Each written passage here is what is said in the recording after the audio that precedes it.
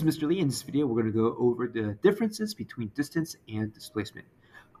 Like in the previous videos, I'm going to go over definitions to start off. So make sure you pause the video when necessary and jot down everything that you need. And we're also going to be doing a couple of example problems at the end. So you'll need your calculator so that you can practice along with me. All right, let's begin. So let's start off with the definitions. The differences between distance and displacement. Distance is the total length of travel and is also a scalar. So what that means is that it only cares about magnitude. Displacement, however, is the shortest length of travel from start to finish, and it is a vector. All right. So with that being said, let's add a couple of things. The variable. So in physics, when we use formulas, we represent the distance and the displacement with different letters to represent those terms. The variable for distance is lowercase d. And before we go into displacement, I want to show you a new term, which is x. So x is what we call position. Okay, you can think of it like in a treasure map, right? X marks the spot, or X marks the position. And the reason why I want to bring this up is because the definition of displacement has the idea of position inlaid within it.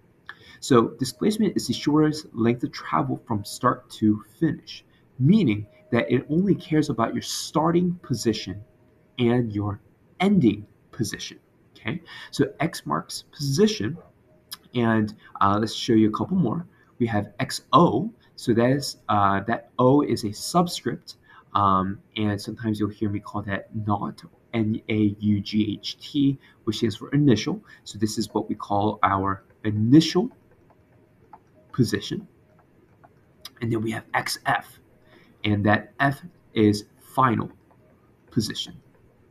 So in math and in physics, the letter is the variable, and the subscript goes like right underneath of it, and probably like a tinier font. So XO and XF, initial position and final position.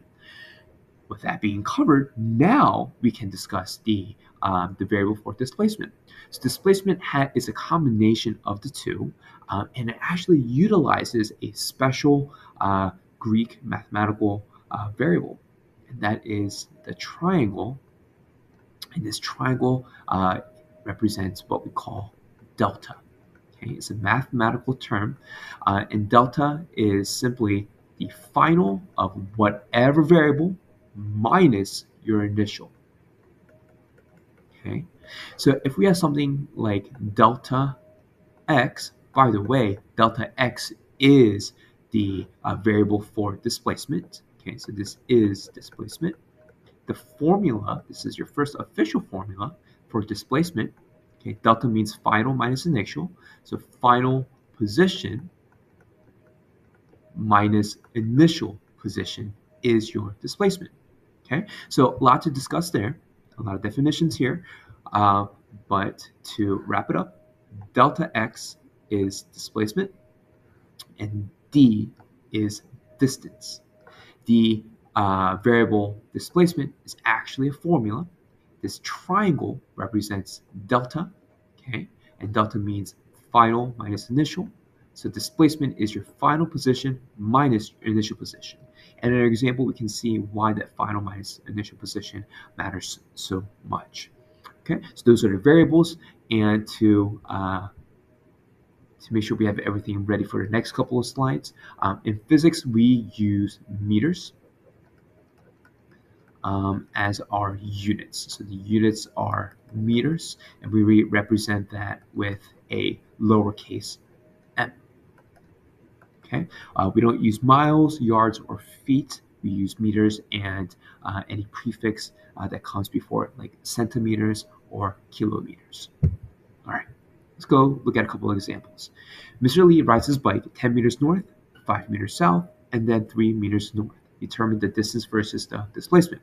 Okay, so in order to approach these problems, now you're seeing different problem-solving skills. The first thing I want to do is I want to create a tip-to-tail vector diagram. And I'm going to be doing that with, let's just go down the color row. All right, so my first travel, I go 10 meters north. Okay, and then my next unit of travel, it says I go 5 meters south. And then after that, I go 3 meters north again. Okay. Now, the things I want to be pointing out here is every time that I'm drawing these vectors, okay, my arrowheads are important and the relative size of my arrows are important. What I mean by that is that my 10-meter arrow is longer than my 5, and that 5 is longer than the 3. Okay, so now we have all this combined. We can do our finalized vector. So we'll do this one in, let's just do it here. So the start, okay, I started here and I ended here.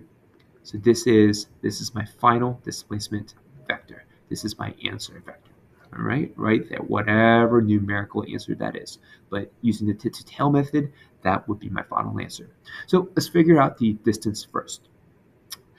In the previous slide, I showed you the Greek symbol delta, okay, which means final minus initial.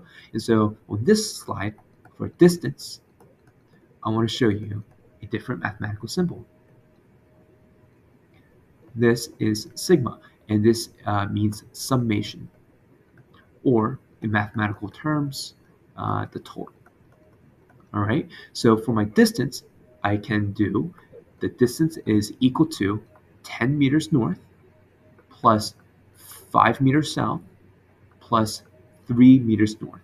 Okay, you might be noticing that I'm not putting a minus for south even though it's pointing down, and that's because distance is a scalar.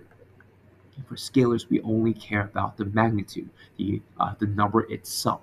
Okay, positives are the only things that matter. So my total distance of travel, 10 plus 5 plus 3, would be, what is that, 18 meters. Now let's compare that to displacement. By the way, we already found our displacement right here, okay, using the tit-to-tail method, right? So we can see that this vector is shorter than this 10 meters and is pointing up. So we got to make sure our answer, is appropriate. So for the displacement, okay, displacement cares about direction. So in order to do this math, we have 10 meters north. I'm going to put this as a positive 10 meters. Then we have minus 5 meters south. And in physics, anything that's going down or to the left, we call it negative. And then finally, we have 3 meters north. So if we add all of those up, 10 minus 5 plus 3, what do we get? We get 8 meters. Okay, but this wouldn't be a true answer because we need a direction. It'll be 8 meters north. And this is our displacement, okay, versus our distance.